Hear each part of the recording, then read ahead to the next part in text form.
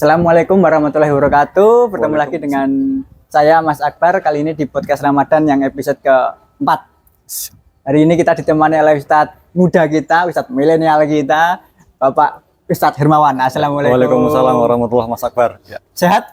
Alhamdulillah sehat sekali, Mas Akbar. Suasananya agak berbeda ini, Pak. Kita Betul. Sekarang dengan memandang alam semesta, dengan burung-burung. Kita bisa melihat burung-burung dan pegunungan dan juga genteng-genteng rumah warga. Jadi agak berbeda sedikit ini teman-teman. Tema hari ini spesial untuk kaula muda, untuk teman-teman yang milenial, yaitu tentang jodoh.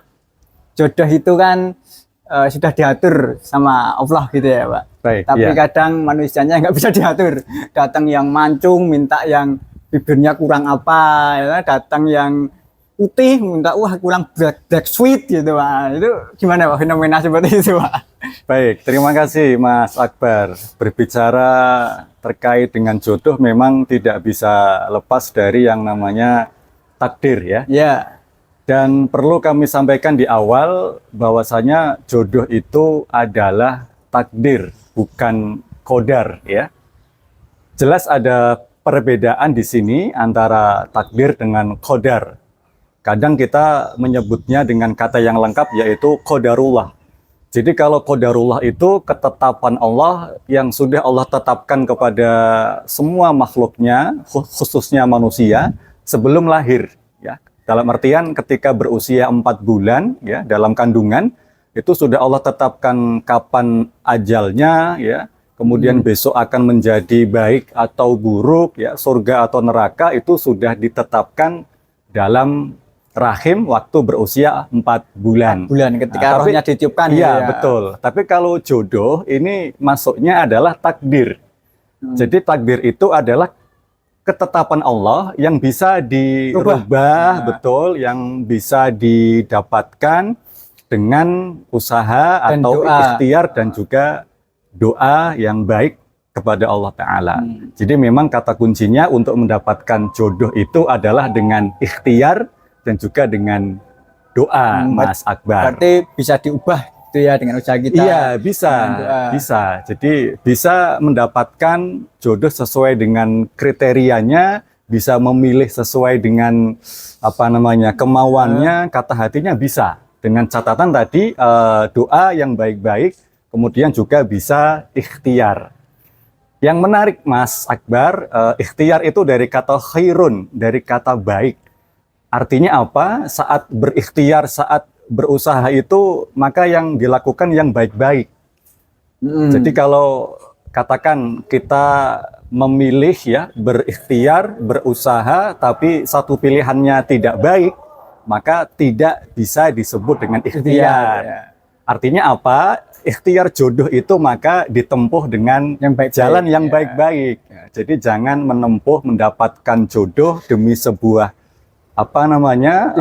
tujuan terutama jodoh ya dalam konteks ini kemudian melakukan hal-hal yang maksiat yang salah dan sebagainya. Sehingga kalau saya buat caption ini ya, buat pernyataan, jangan melakukan hal-hal yang bodoh hanya demi mendapatkan jodoh. Jadi dapat ya kan. Jadi jangan berbuat bodoh untuk mendapatkan jodoh atau demi sebuah jodoh. Luar biasa sekali. Ikhtiarnya seperti itu Mas Akbar. Berarti poinnya yang pertama bahwa jodoh itu bisa kita ikhtiarkan dengan doa juga ya. Bisa, iya. Bolehkah kita itu berdoa jodoh itu maunya sama dia gitu ya? Oke, ya. Jadi kayak ngatur gitu. Ya. Pengennya saya maunya sama dia ya Allah. Jika dia bukan jodohku maka jodohkanlah gitu. Baik, ya. Sebenarnya secara umum ini tidak jadi masalah ya, karena kita bisa minta apapun kepada Allah Subhanahu wa Ta'ala. Kan jelas iyyaka na'budu wa iyyaka nasta'in. Jadi minta apapun, minta tolong apapun boleh kepada Allah. Termasuk dalam konteks ini ya, menyebut nama ketika doa ingin mendapatkan jodoh. Sah-sah saja, boleh-boleh saja. Tapi memang kita akui juga segala sesuatu itu ada plus minusnya. Artinya gini, ketika kita siapapun lah, ketika berdoa minta jodoh, semoga mendapatkan si A, si B, tapi hasilnya tidak sesuai dengan ekspektasi. Ini kan sakit gitu loh. Mintanya A tapi yang Allah berikan B ya kan. Maka alangkah bijaknya, meskipun boleh menyebut nama, tapi alangkah bijaknya, alangkah baiknya minta kepada Allah yang secara umum saja, yang terbaik saja. Itu saya kira supaya tidak kecewa gitu. Betul ya. Meskipun sah-sah saja nyebut nama dan apapun itu masih bisa terjadi ya.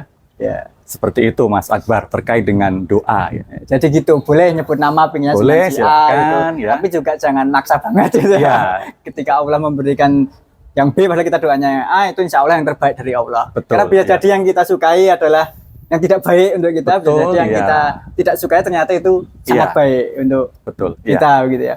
Baik. Jadi saya menarik itu Ustaz, yang tentang yang mana? Ikhtiar jodoh, jangan bodoh untuk mendapatkan jodoh ya. Karena kan hasil ini data yang terbaru itu, itu kan angka pernikahan menurun di tahun kemarin itu hanya 1,5 juta angka pernikahan, dan diperkirakan ke depan usia 30 tahun ke atas menjomblo itu menjadi hal yang mainstream begitu. Betul. Artinya kan padahal BKKBN yang terbaru itu wanita hamil itu maksimal usia 35 tahun. Betul, ya. Di sisi lain 30 tahun banyak yang jomblo. Nah, yang menjadi bodoh itu ketika usia 30 tahun sudah harusnya itu menikah, tapi malah pacaran, Ustaz. Yeah. Nah, pacarannya juga diumbar gitu, dijadikan story, dijadikan status, padahal udah 30 tahun. Baik. Tapi itu masih lebih bagus lagi, Ustaz. Ada juga yang 30 tahun malah jadi pelakor itu, Ustaz. Ada juga ya. Baik, jadi memang banyak faktor Mas Akbar kenapa di usia yang sudah matang tapi belum mampu menikah ya, belum dapat pasangan, belum dapat calon jodohnya. Saya kira ini setiap orang permasalahannya sangat variatif, sangat berbeda-beda ya. Yang penting memang harus harus ada niatan, harus ada pola pikir bahwa nikah itu adalah separuh dari agama ya. Nikah itu setengah dari agama Islam. Bayangkan Nabi dalam sebuah hadis menjelaskan kalau diibaratkan agama Islam itu bulat ya atau lingkaran, maka setengahnya itu adalah nikah, sisanya tinggal bertakwa saja. Artinya ketika seseorang sudah menikah ya, maka untuk menjalankan sisa agama yang setengahnya tadi, separuhnya tadi, jadi lebih lebih mudah. Jadi tinggal bertakwa saja. Ini memang perlu perlu penyuluhan, perlu ada yang namanya edukasi ya kepada teman-teman kita yang masih menjomblo, bahwasanya ya tadi kita pahamkan, kita berikan edukasi bahwa nikah itu ibadah ya, posisinya sangat penting sekali dan dapat dikatakan nikah itu ibadah terlama. Bahkan hidup kita bersama pasangan itu lebih lama daripada hidup kita bersama orang tua. Betul, gitu. Iya. Sholat zuhur paling hanya 5-10 menit ya. Puasa 30 hari. Nikah seumur hidup. Nikah tapi seumur hidup, tidak 30 hari. Artinya bisa 30 tahun ya, bisa 40 tahun. Jadi memang ibadah terlama. Kalau memang diniatkan untuk mencari ridho Allah Ta'ala. Ya, jadi harus ada penyuluhan maupun edukasi kepada teman-teman yang belum menjomblo. Satu lagi faktor yang sering saya dapatkan itu biasanya terbentur dari faktor materi. Oh iya. Ya. Justru terkait dengan materi ini jawabannya cukup dengan satu caption saja Mas Akbar. Ya, captionnya ini jadi spesial ini. Bagi teman-teman yang masih menjadikan materi sebagai masalah utama, yakin bahwa Allah itu maha kaya, maha pemberi rezeki. Jadi jangan menunggu kaya untuk nikah, tapi nikahlah kamu akan kaya. Karena ada hadisnya itu ya. Betul, iya. Bahwa dengan menikah maka Allah akan mengkayakan kamu, mencukupkan kamu. Betul, gitu iya. Karena yang sebelumnya jomblo kan hanya bertanggung jawab untuk dirinya sendiri. Kemudian dia nikah maka bertanggung jawab untuk istrinya dan juga untuk anak-anaknya. Kerjanya lebih keras. Iya, gitu. Jelas pasti ada rezeki. Jadi jangan istri. Jangan menunggu kaya untuk nikah, tapi nikahlah untuk kaya. Pasti akan kaya. Jadi seperti itu. Jangan menunggu mapan untuk menikah. Betul ya. Tapi mapanlah. Mapanlah, maksudnya nikahlah untuk agar nikahlah mapan. Ya, nanti pasti akan lebih mapan. Ya, begitu teman-teman. Jadi jangan khawatir terhadap materi. Yang penting udah mempunyai pendapatan gitu ya, Iya, ada pendapatan. betul, iya. Pendapatan tetap. Ya, paling tidak Tetap ya ada berpendapatan, modal, ya. iya, ada modal yang pokok lah ya untuk melangkah ke depan seperti Iya. itu. Tidak harus berpendapatan tetap, yang penting tetap berpendapatan kan begitu Betul, ya. ya.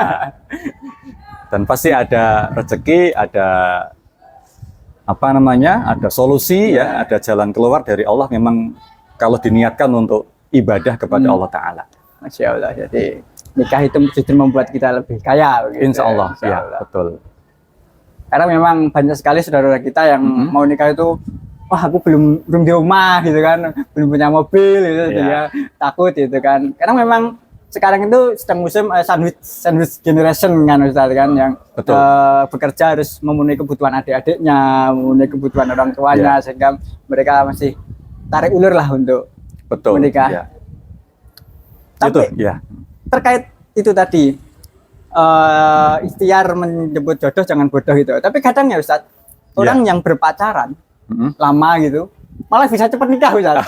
Jadi pacaran mesra-mesraan setiap hari itu cepat nikah dan langgeng gitu ya, daripada yang mempunyai komitmen, saya nggak mau pacaran saya mau taaruf aja gitu. Nah, nggak mau dosa itu malah susah banget dapet jodohnya, nggak nikah-nikah. Gimana itu Ustaz?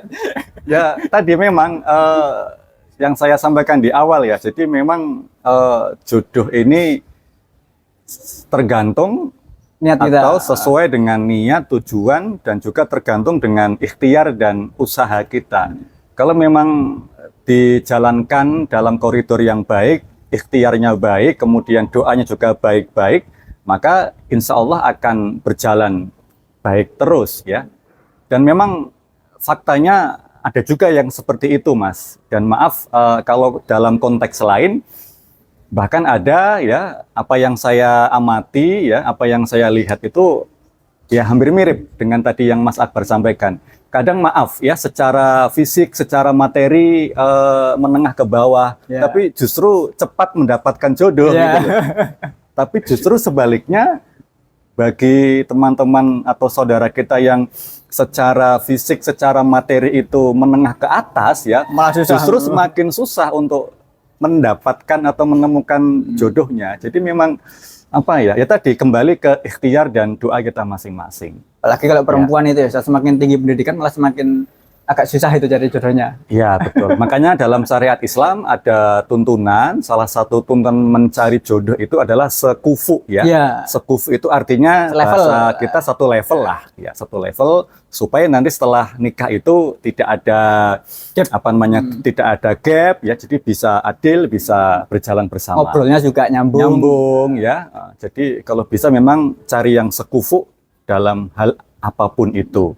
Kalaupun memang susah ya mungkin di beberapa hal lah yang bisa disatukan ya, bisa dipertemukan sehingga lebih mudah untuk mendapatkan sakinah mawaddah warohmah. Masya Allah.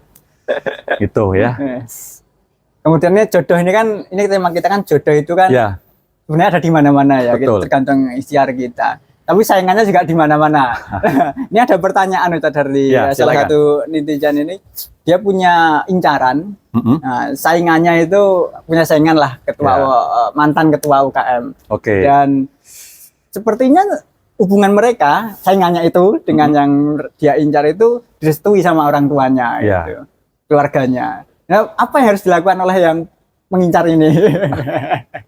Ya kalau memang dirasa sudah menemukan apa namanya, sudah dilihat, sudah dirasa kok sepertinya ada kebuntuan ya, tidak ada kejelasan, tidak ada masa depan, tidak ada jawaban yang pasti ya, maka lebih baik mundur ya.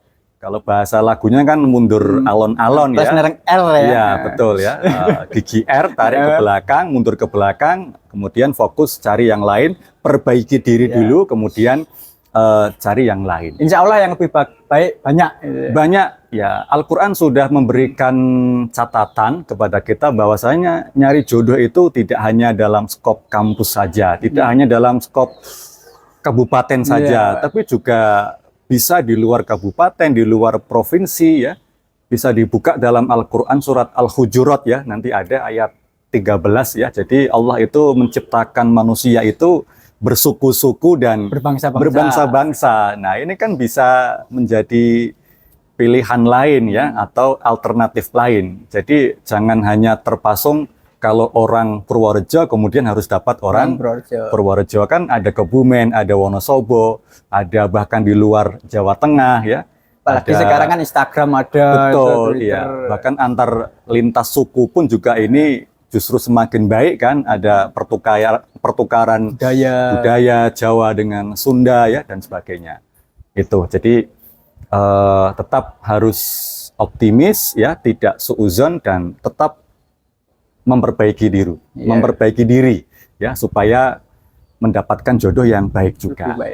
Seperti yang dikatakan oleh salah satu peserta kemarin, Pak Ustadz. Jangan mengajak atau mencari orang yang untuk menyeberangi lautan aja.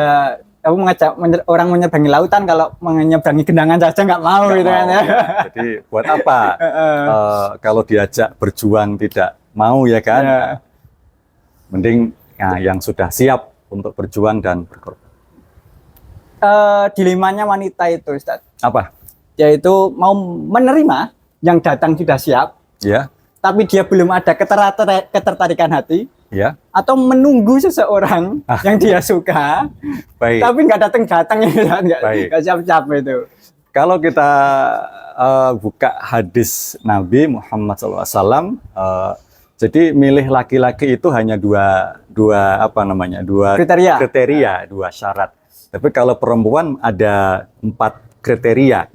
Kalau laki-laki ya, ada laki-laki Islam ya, Muslim ya, baik agamanya, baik akhlaknya. Jadi kriterianya hanya 2, baik agamanya, baik akhlaknya, datang untuk melamar, untuk meminta kepastian, nembung, ya, maka kata Nabi jangan ditolak, terima saja. Walaupun belum cinta. Ya, pepatah Jawa mengatakan apa? Weting tresno jalaran soko kulino. Nanti kan kalau lama-lama bersama ya. Justru yang benar itu bukan jatuh cinta, tapi membangun cinta gitu. Jadi nikah dulu baru cinta gitu. Iya. Membangun cinta. Dan dalam konteks sekarang ini ya tadi dengan sakinah mawaddah, dengan mawaddah warohmah. Jadi sakinah itu tujuan nikah ya. Sakinah itu tujuan nikah. Ini menurut Prof. Yunahar Elias. Jadi litas kunu ilaiha, supaya sakinah. Nah, untuk sakinah itu ada 2 hal, yaitu mawaddah warohmah. Mawaddah itu cinta yang bersifat fisik ya. Mungkin dia cantik, glowing ya kan, gagah dan sebagainya. Kemudian kalau warohmah itu kasih sayang dari hati. 2 ini kalau dipoles dua-duanya secara seimbang ya, balance, nanti bisa dapat sakinah. Sakinah. Jadi membangun cinta. Jadi kalau ada yang datang baik agamanya, terima saja gitu. Walaupun bukan yang dia incar gitu ya. Ngapain nunggu-nunggu yang nggak pasti. Kalau yang pasti udah baik agamanya, ada datang, udah siap gitu ya. Sudah tidak ada kepastian, kemudian hilang tanpa kabar. Ini menyakitkan. Banyak sekarang yang seperti itu ya. Jadi sudah diberi harapan ya, kemudian kok tiba-tiba hilang, tidak ada kepastian ya, kemudian hilang entah kemana. Ini kan disebut dengan ghosting ya, kalau bahasa di medsos dan bahasa. Mending yang pasti-pasti aja, orang yang datang juga udah bagus. Betul, ya kan. Ya, itu. Nah, kalau milih perempuan ada 4 ya. Tapi meskipun ada 4, yang ditekankan oleh Nabi yang paling akhir, pilih yang paling baik agamanya. Nanti akan beruntung ya, akan dapat sakinah tadi. Tapi kan kita kalau ketemu lawan jenis itu pasti yang dilihat tampilannya dulu ya, agamanya dulu kan nggak tahu ya agamanya kayak apa gitu kan. Pasti tampilannya dulu, ayo ya.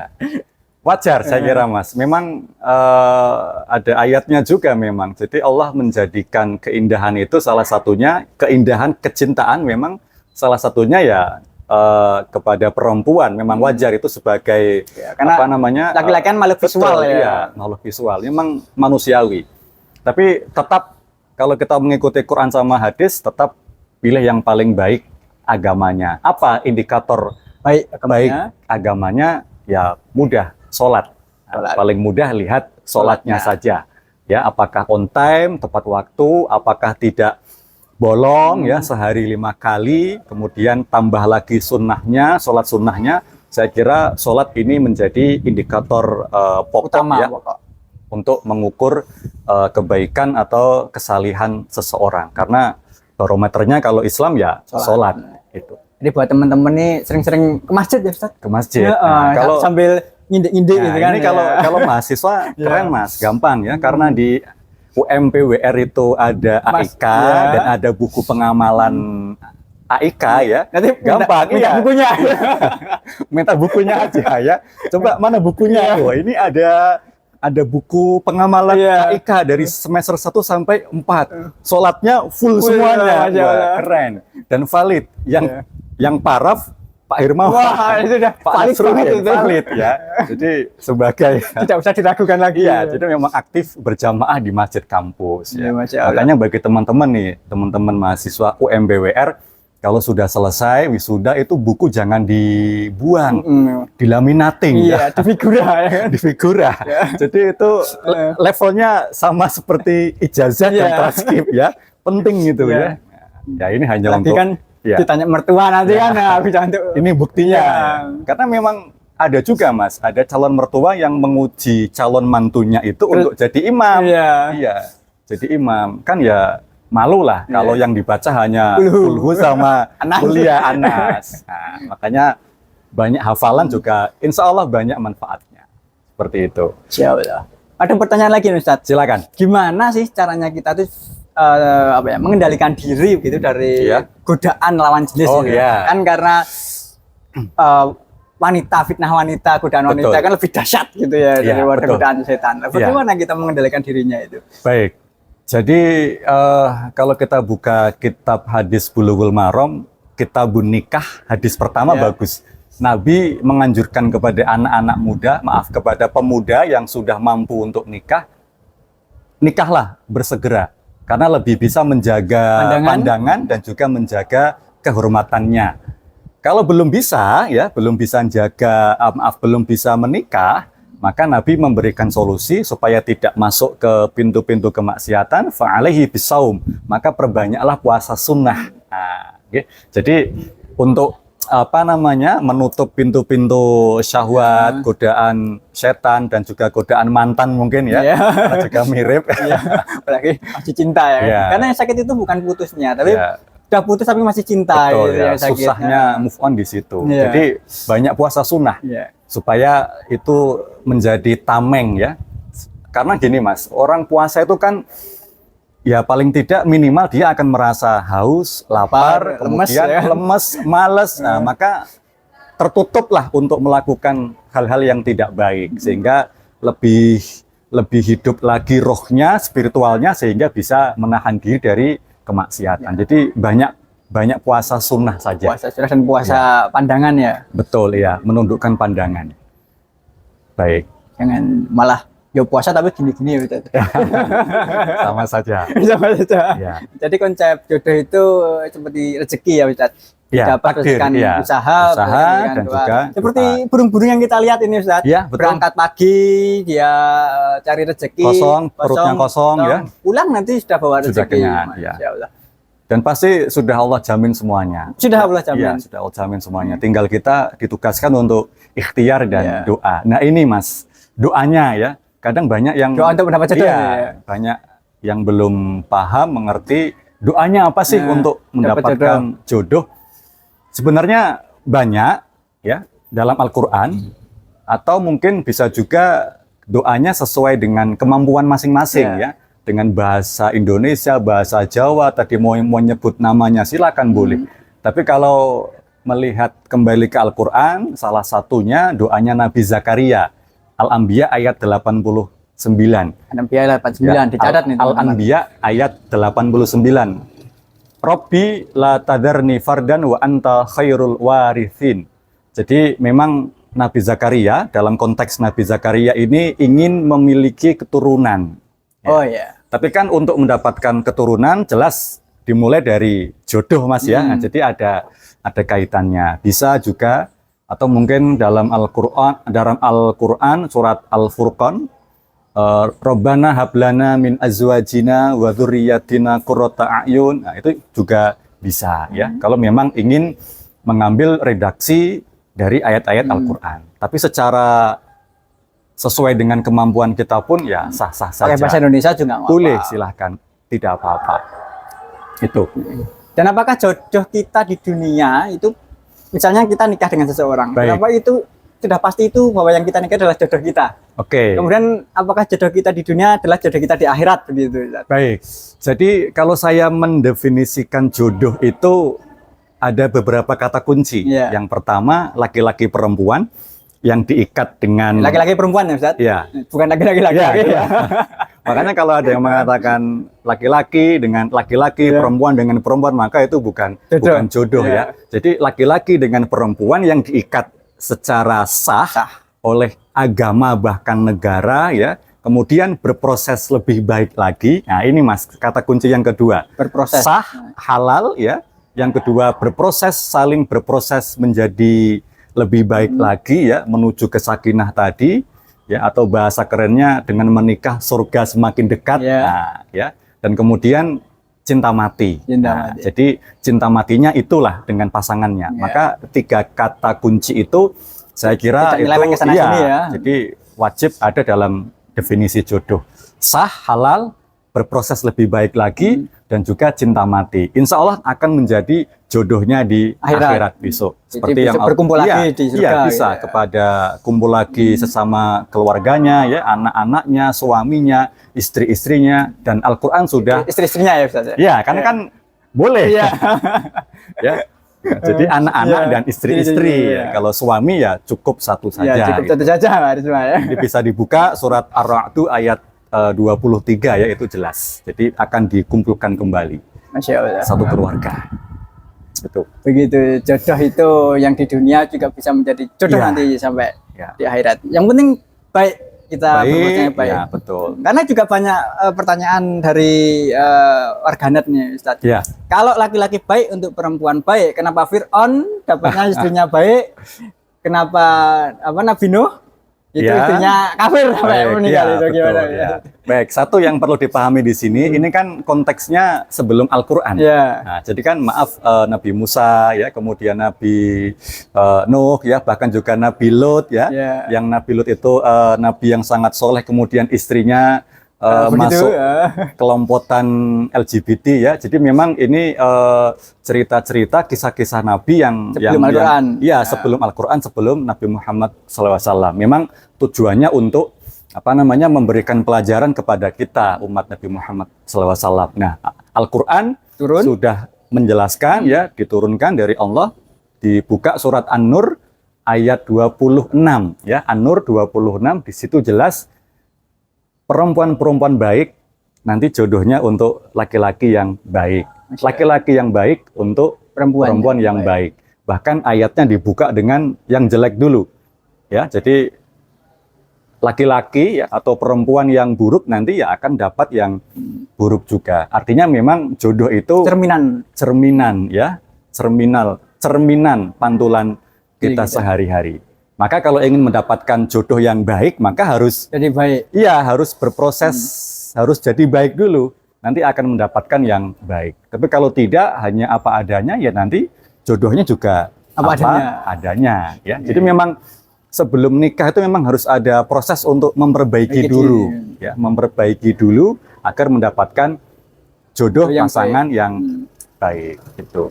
Tapi zaman sekarang Ustaz, ya, wanita itu lebih tertarik sama yang bad boy daripada yang good boy. Karena yang good boy itu susah banget dapat jodoh ya. Kalau yang laki-laki bad boy itu gampang banget dapat jodoh itu Ustaz. Ya, memang ya tadi kurangnya penyuluhan ya, kurangnya edukasi tentang pernikahan ya untuk anak-anak muda ya, maka ya tadi salah arah, salah tujuan ya, sehingga mendapatkan pasangan ya atau jodoh yang maaf tadi tidak bisa berproses menjadi baik lagi. Milihnya yang bad boy, yang good boy diabaikan.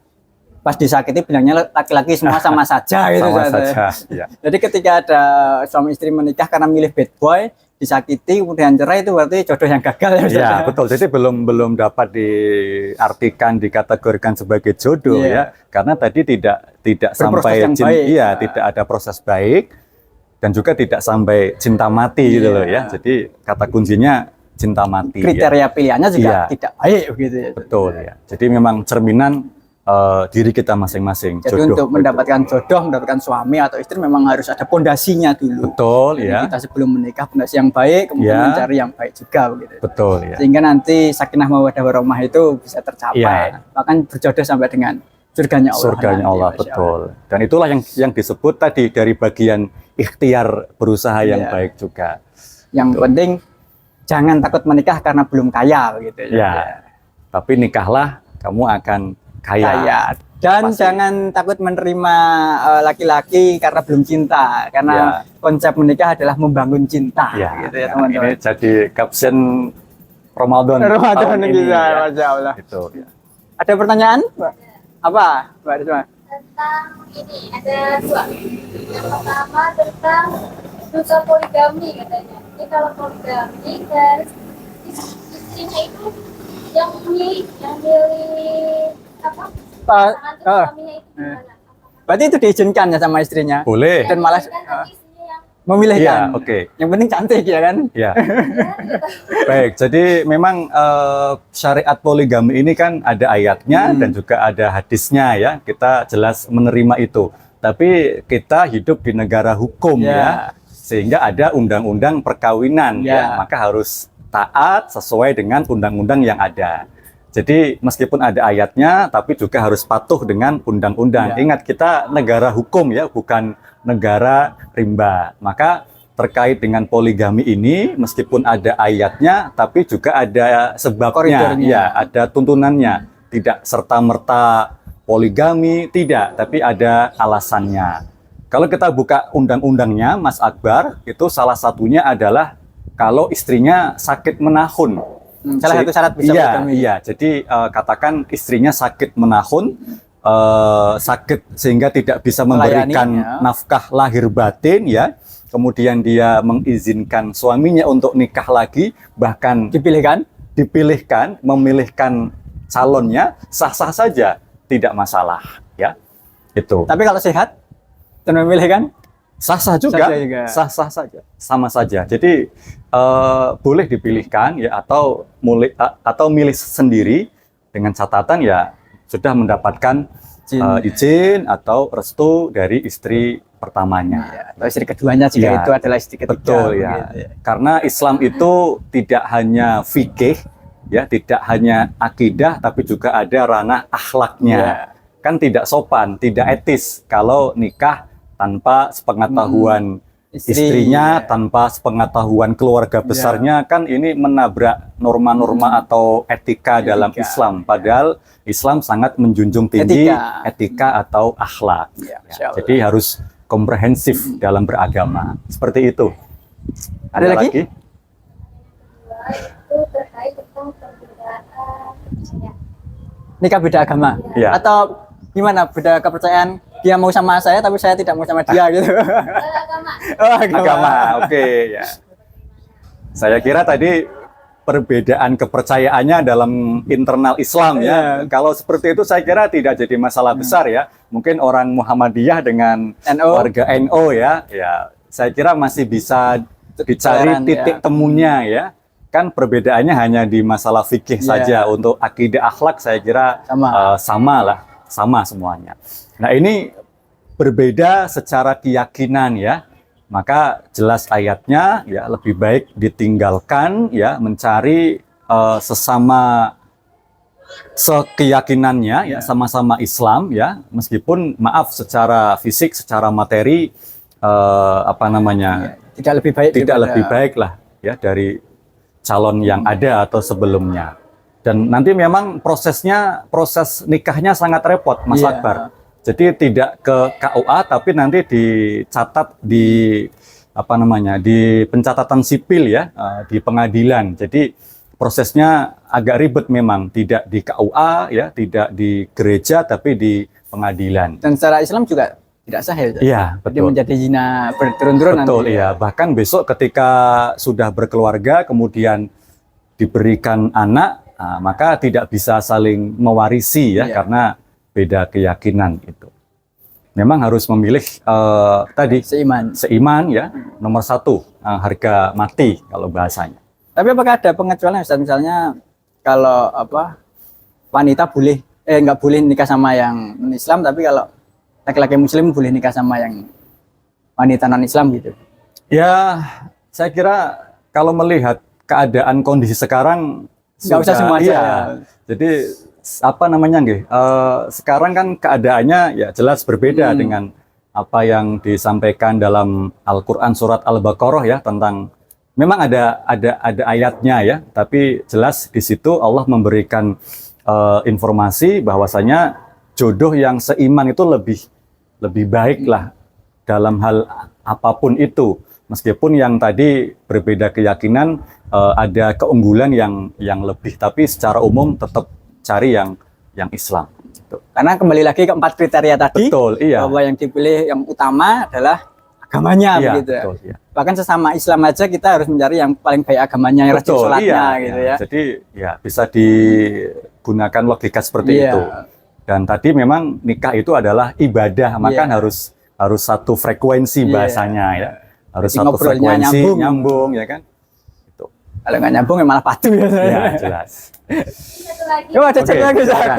Nih udah 2 jam nih kayaknya Ustaz. Kalau ada tadi mungkin masuk ke slide-nya lambat ya Pak. Oke, nggak apa-apa. Bertanya, ya tapi sudah jelaskan tadi.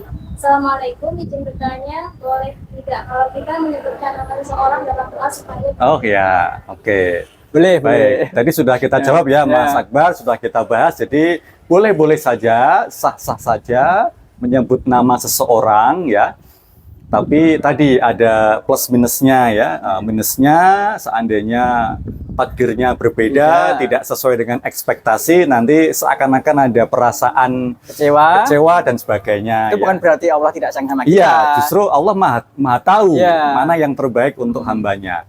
Jadi sah-sah saja, tapi alangkah baiknya, alangkah bijaknya minta kepada Allah yang terbaik saja. Ya, nanti terserah Allah yang maha tahu yang akan memberikan jawaban atas doa yang telah dipanjatkan itu. Karena dari doa itu kan ada 3 pengabulan doa ya Ustaz? Iya, betul. Dikabulkan seketika, ditunda atau diganti yang lebih baik. Ya, jadi mintanya A tapi Allah maha tahu dikasih yang B. Dan insya Allah itu yang Gitu. terbaik buat yang berdoa itu ya. Udah? Ada statement penutup? Statement penutup, jangan menjadi bodoh, jangan melakukan hal-hal bodoh demi sebuah jodoh. Satu lagi, nikah itu pasti di waktu yang tepat ya, jangan nikah cepat-cepat. Tapi insya Allah nikah itu di waktu yang tepat. Terima kasih, Masya Mas Allah Akbar. sekali, terima kasih sekali Pak Herman. Sama-sama, Semoga ya. sangat bermanfaat. Amin, Ini kayaknya amin. podcast terlama nih Pak. Ya, sampai mau azan maghrib ya. Iya kayaknya Masya Allah. Habis Tidak ini udah terasa, terdengar ya. azan ya. Baik, itu podcast kita hari ini. Insya Allah sekali dari Ustadz Hermawan. Nanti kita akan upload juga di YouTube dan di Instagram dan TikTok per bagian begitu. Iya. Ya. Sampai berjumpa lagi di episode-episode kajian PMPWR selanjutnya. Wassalamualaikum warahmatullahi wabarakatuh. Waalaikumsalam warahmatullahi wabarakatuh.